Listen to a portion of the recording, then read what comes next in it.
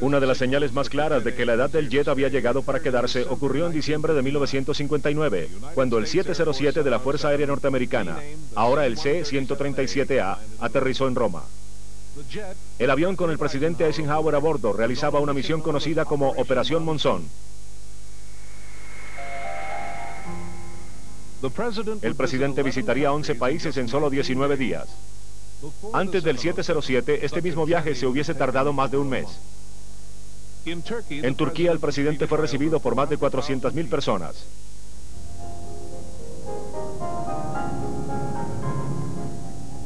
En India, Eisenhower realizó uno de sus sueños cuando visitó el Taj Mahal con el presidente Nehru.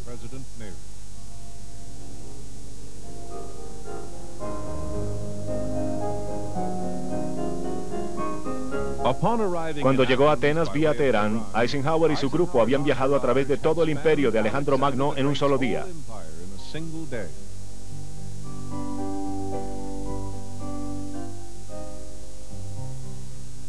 Su viaje lo llevó a través de Francia, España y Marruecos, antes de regresar a los Estados Unidos. Fue un viaje lleno de triunfos y era recibido por multitudes en todas partes. Pero el significado de este viaje iba más allá de la diplomacia. Para millones de personas habría un mundo de posibilidades, y desde entonces los turistas han estado repitiendo las experiencias de Eisenhower.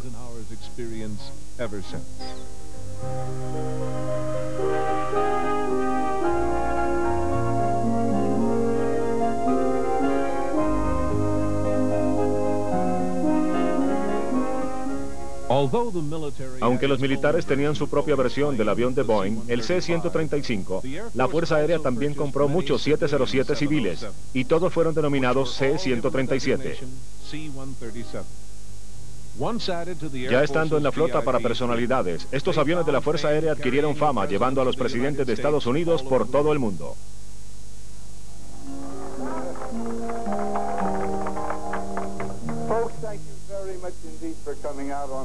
En verdad les agradezco que hayan venido esta noche tan fría a recibirnos. Me da mucho gusto estar de nuevo en casa. Quiero recordarles que esta mañana desayunamos en Madrid, almorzamos en Casablanca y ahora estamos en casa, a una hora que para nosotros es para levantarnos.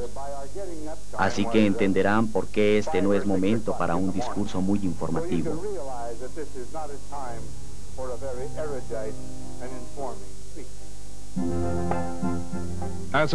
Como transportadores de presidentes, los C-137 se han convertido en parte de la historia. Esta aeronave fue la Fuerza Aérea 1, de 1962 a 1972. Su momento más álgido y trágico lo tuvo cuando llevó el cuerpo del asesinado presidente John F. Kennedy de regreso a Washington en 1963.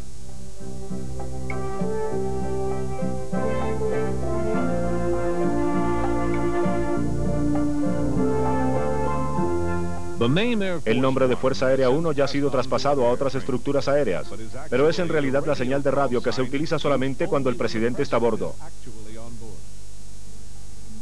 Operado por el ala de transporte aéreo, cada DC-137 fue configurado con un interior personalizado y lujosamente equipado, para acomodar un poco más de 20 pasajeros. También le fueron instalados unos sistemas de navegación y de comunicación muy especiales, dotando a los pasajeros de una autosuficiencia global. En 1989, un par de Boeing 747 fueron añadidos al ala de transporte aéreo para uso presidencial. En contraste con el pequeño número de C-137, una gran flota de sus cercanos parientes, el C-135, fue construida. Muchas de las estructuras han sido renovadas y han sido utilizadas en una serie de sorprendentes innovaciones por varias ramas de las Fuerzas Armadas. Durante la guerra de Vietnam, el 135 se hizo famoso con unas 10 diferentes versiones que operaban dentro de este teatro bélico. Uno de los más notables, el SE-135, actuaba como un puesto de mando aéreo, operando en funciones críticas durante la guerra aérea allá.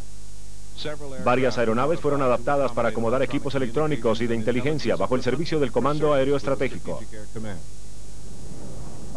De frente, el S-135 se parece a cualquier otro de su serie que tiene la Fuerza Aérea. La gran diferencia está atrás.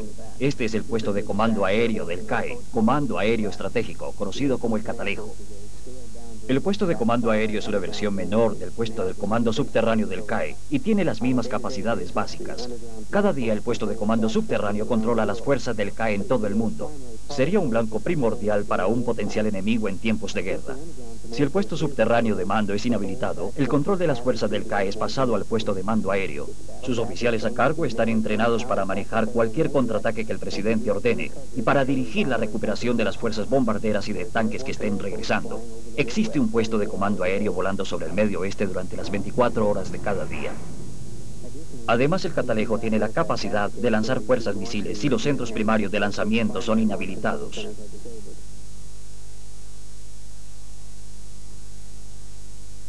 Por lo menos 40 aeronaves han sido modificadas en algún momento a las normas establecidas del SE-135. Han sido dotadas con grandes variedades de equipos y utilizadas para miles de misiones. De todos estos, los misteriosos aviones Catalejo quizá hayan sido los más importantes. Listos para despegar. Las comunicaciones son el elemento clave para mantener el mando y control de las fuerzas. Los Catalejo están equipados con radios que cubren un amplio espectro de frecuencias, incluyendo el sistema de comunicaciones por satélite de la Fuerza Aérea. Al tocar un botón, nuestro comando puede hablar con cualquier base del CAE. El Catalejo SE-135 era tripulado por un equipo de 16 personas, incluyendo una tripulación de vuelo de 5 a 10 técnicos y un oficial de alto mando. Grupo de batalla, el general Bachmann está a bordo. Los aviones pueden ser mantenidos en el aire indefinidamente, capaces de recibir abastecimiento de combustible de los bombarderos de la CAE a través de botalones, y también están equipados con puntos normales de reabastecimiento. Los SE-135 de la Fuerza Aérea han tenido 8 versiones diferentes, y por las misiones de naturaleza draconiana de Catalejo, su cuidado y mantenimiento son intensivos. Interruptor de batería. Emergencia. Pregunta a tierra. Tierra, piloto, listo en 3. Entendido, señor. Listo en popa y proa, número 3. Girando 3. Rotando. Fuera luces.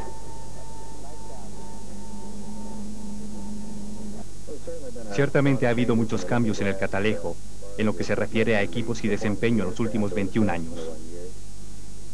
Pero la misión básica de proveer un elemento de control para un comando de supervivencia no ha cambiado. Yo creo que su logro más grande es que ha estado volando continuamente durante 21 años, y eso se debe a un gran grupo de personas muy dedicadas. Tenemos extraordinarias tripulaciones, grupos de batalla, pero más que nada han sido aquellos quienes lo mantienen, que han permitido que esto suceda.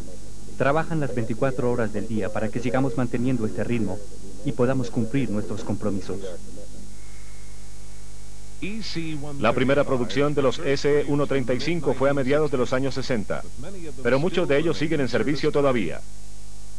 Algunas de sus actuaciones históricas incluyen haber servido como el puesto de comando táctico durante el ataque aéreo a Libia en 1986, haber confirmado el desastre nuclear de Chernobyl, interceptando las comunicaciones rusas, y más recientemente siendo parte clave durante la operación Tormenta del Desierto.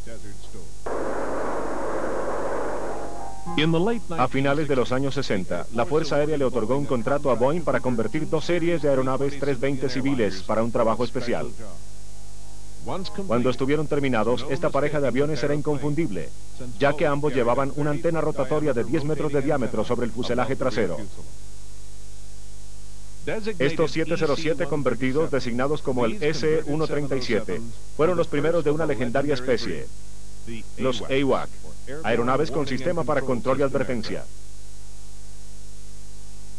Los AWAC desempeñaban las funciones de una estación de radar, centro de comunicaciones y puesto de mando, todas dentro de una plataforma, volando alto sobre la tierra. Es móvil, resistente, durable y anti-interceptable, capaz de una vigilancia de largo alcance en cualquier clase de clima y sobre todo tipo de terreno. Es vital para el paraguas defensivo norteamericano, y es como un centinela aéreo que los 707 militares se han ganado su reputación.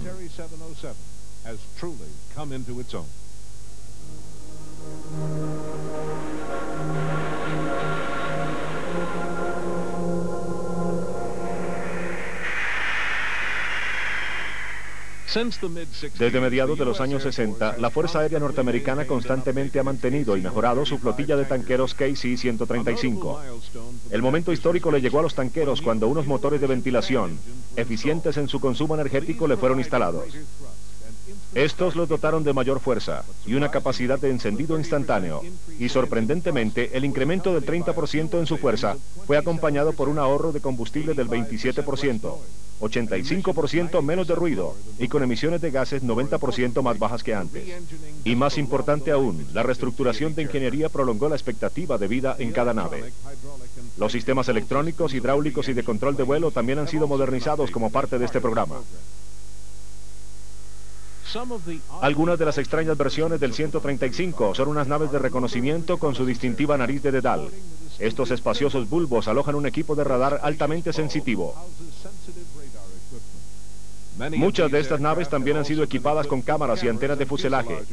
Con estas pueden compilar constantemente la inteligencia tan vital para las operaciones militares modernas. Pero aún más extraño era el SE-135M. La nariz de la nave era grandemente exagerada porque alojaba una antena en forma de platillo de 3 metros de diámetro. Estos aviones fueron convertidos en 1967 y tuvieron un papel fundamental durante los proyectos Apolo. Volando en parejas, estas naves volaban las 24 horas durante los vuelos espaciales tripulados, permitiendo una continua comunicación verbal entre los astronautas y el control de tierra. Además, ayudaban a rastrear las naves espaciales.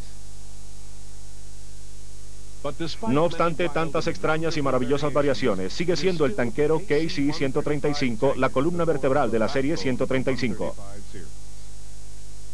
Como los aviones fueron remotorizados en 1980, sus habilidades han sido drásticamente incrementadas. Los KC-135RE ahorran hasta $400 millones anualmente, solo con su reducido consumo energético. Necesitando menos combustible para operar, esta economía le da al tanquero la habilidad de descargar mayores cantidades de combustible a las naves necesitadas. Además de los nuevos motores, 33 modificaciones mayores más se han hecho para mejorar la disponibilidad estratégica de las naves. Y más aún, se necesita menos mantenimiento, así las tripulaciones pueden decolar más rápidamente.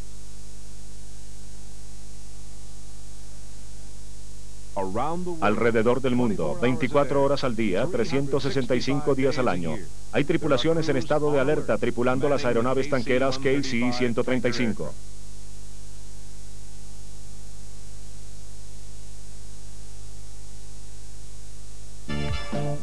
En 1986, los KC-135 reabastecieron la fuerza atacante del F-111 por lo menos 4 veces en la noche, cuando los aviones se dirigían hacia Libia durante el ataque norteamericano a Trípoli. Luego volvieron a llenar los tanques 2 veces más durante su regreso. Sin estos, el ataque no hubiese sido posible, ya que España y Francia habían negado a Estados Unidos el derecho de sobrevolar sus territorios. Además de tanqueros, un SE-135E figuró como puesto de mando táctico durante el ataque.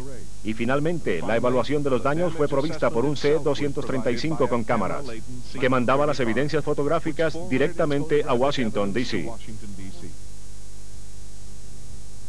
En el Golfo, durante la operación Tormenta del Desierto, los KC-135 de Estados Unidos y Francia fueron las fuentes principales de abastecimiento aéreo para todos los aviones norteamericanos y otras naves aliadas. Los poderosos nuevos motores de turbohélice le daban a las naves reacondicionadas un enorme empuje. Esto ha reducido su espacio para despegue en 800 metros, mientras que su peso máximo para decolar se ha incrementado hasta 111.000 kilos.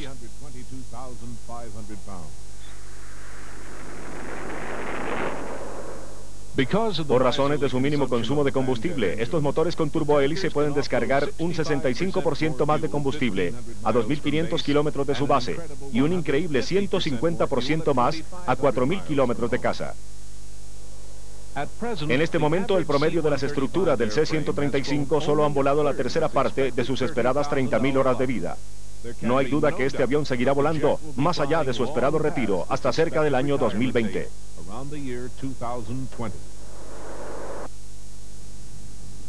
En 1972 el Raya 80 fue puesto en buen retiro, donado al Museo Nacional Aeroespacial en Arizona. Pasó 18 años sin que nadie lo notara por falta de espacio para exhibirlo. Era un avión nacido en el génesis de la era del jet y había sido utilizado como uno de los conejillos de Indias de la aviación. Fue una plataforma para las visiones de los soñadores de la aviación. En 1990, el largo letargo del Raya 80 fue perturbado, cuando un equipo experto en restauraciones inició la minuciosa labor de revivir al viejo veterano.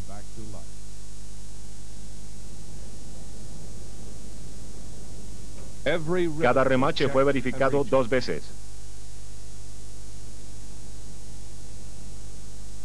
Los antiguos motores Pratt & Whitney fueron totalmente reacondicionados en preparación para su último vuelo.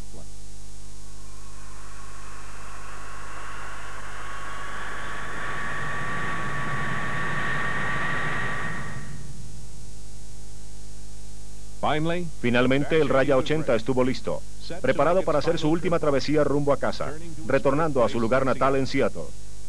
Ahí sería restaurado para ser exhibido en el Museo de Vuelos de Boeing. El piloto Paul Bennett y su copiloto Jerry White estaban en los controles.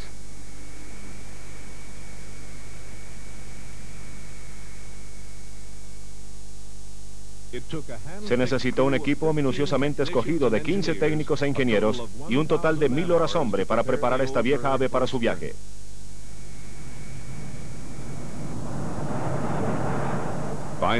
Finalmente, la aeronave más probada del mundo despegó para su último y largo viaje.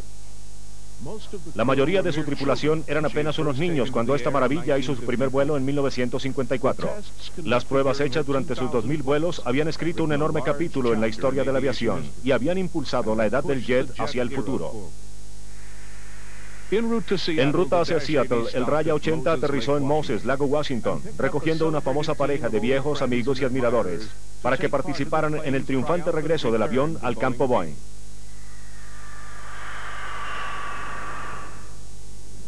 El primero en bajar del avión fue nada menos que Tex Johnston, el hombre que fue el primer piloto de la nave 35 años atrás.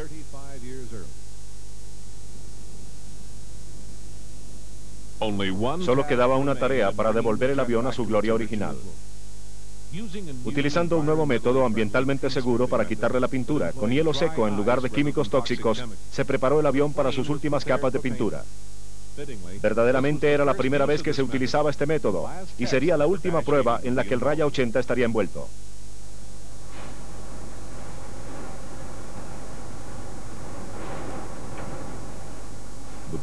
Los colores originales fueron meticulosamente restaurados, y así este viejo amigo estuvo listo para asumir su lugar en los anales de la historia.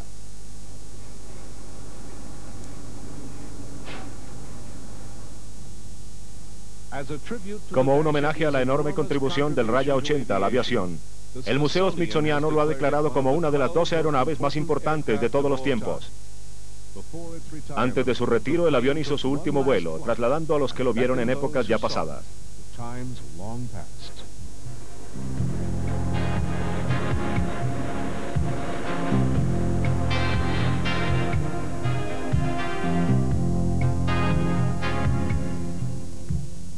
Cuando Boeing comenzó su trabajo en lo que se convertiría en el 707, eran solamente unos pequeños partícipes en el mercado de la aviación civil. Hoy día son la fuerza dominante en este mercado. La propia industria en sí fue cambiada para siempre por la trascendental decisión tomada por la Junta Directiva de la compañía en 1952. El arribo del 707 abrió el transporte aéreo a un masivo mercado nuevo. Y las tantas aeronaves militares basadas en su diseño con seguridad serán opacadas por el avión civil.